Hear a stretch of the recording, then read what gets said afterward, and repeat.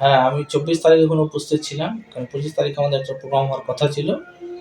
জামাত শিবিরের লোকের হুমকির কারণে সেই ২৫ তারিখের প্রোগ্রামটা ক্যানসেল হয়ে গেছে। তো ২৪ তারিখে আমাদেরকে দাওয়াত আমরা গেছি, দাওয়াত পাইছি।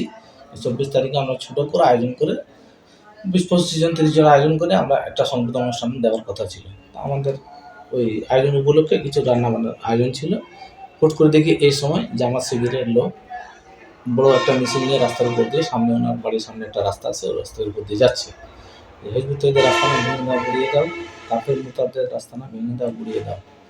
এই সময় তারা র্যালি নিয়ে ঘুরে আসে।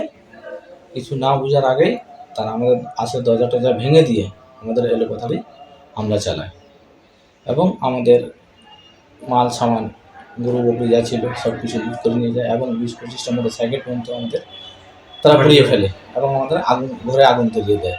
একটা ঘটনা, আমাদের একটাই চাওয়া আছে, বাংলাদেশে যারা এখন দায়িত্বে আছেন, প্রধান উপদেষ্টা ডক্টর ইউনূসের কাছে এবং সেনাপ্রধানের কাছে এবং বাংলাদেশের জনগণের কাছে, সাধারণ জনগণের কাছে, যে আমাদের যে এই ক্ষয়ক্ষতিটা যেটা হয়েছে, আমাদের যে প্রায় ২ কোটি থেকে ৩ কোটি টাকার মালামাল আমাদের ক্ষয় হয়েছে, আমাদের যে জীবনের যে ক্ষয় হয়েছে, এর প্রত্যেকটা জিনিসের আমরা কিন্তু বিচার চাই এবং এর ক্ষতিপূরণ আমরা দাবি আছে আমাদের, এর ক্ষতিপূরণ আমরা চাই এবং যারা এই ঘটনা ঘটিয়েছে তাদের দৃষ্টান্তমূলক শাস্তির আওতায় মানা হয়।